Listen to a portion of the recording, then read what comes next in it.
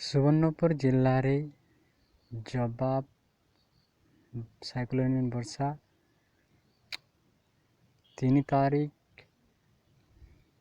ତାରିଖ ଦିନ ରାତ୍ରିରୁ ବର୍ଷା ହୋଇଯାଇଛି। ଝିପିଝିପି ବର୍ଷା ଲଗାଣ ହେଲାଣି 3 ଦିନ। 6 ତାରିଖ ପାଣିପାଗ ବିଭାଗ କହୁଛି ଯେ 6 ତାରିଖ ବର୍ଷା କମିଯିବ। ସାଇକ୍ଲୋନିକ ଓଡ଼ିଶାରେ ଏତେ ଭାବରେ ପ୍ରଭାବ ପକାଇବନି, ହେଲେ ବି ଚାଷ କାମରେ ବାଧା ଦେଇଛି। ଦେଖୁନ୍ ଧାନ ଗୁଡ଼ାକ ହେଇଗଲାଣି, ଧାନ ଗୁଡ଼ାକ ପଡ଼ିଯାଇଛି ବି, ସେଗୁଡ଼ାକ ଚାଷ କାମ କରିପାରୁନି ଯେହେତୁ ଲଘୁଚାପ ଲାଗିଛି।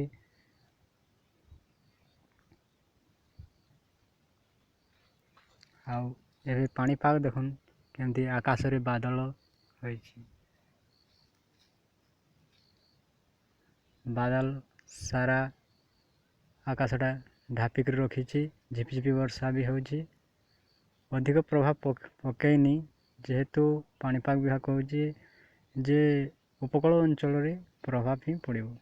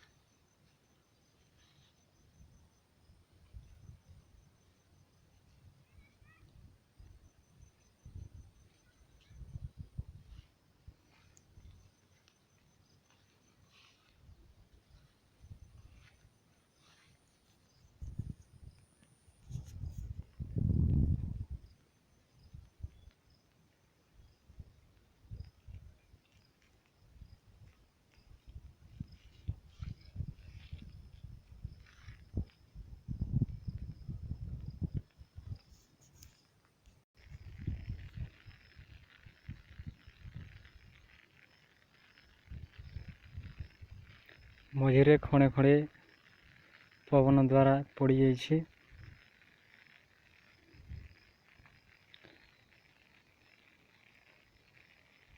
ଆଉ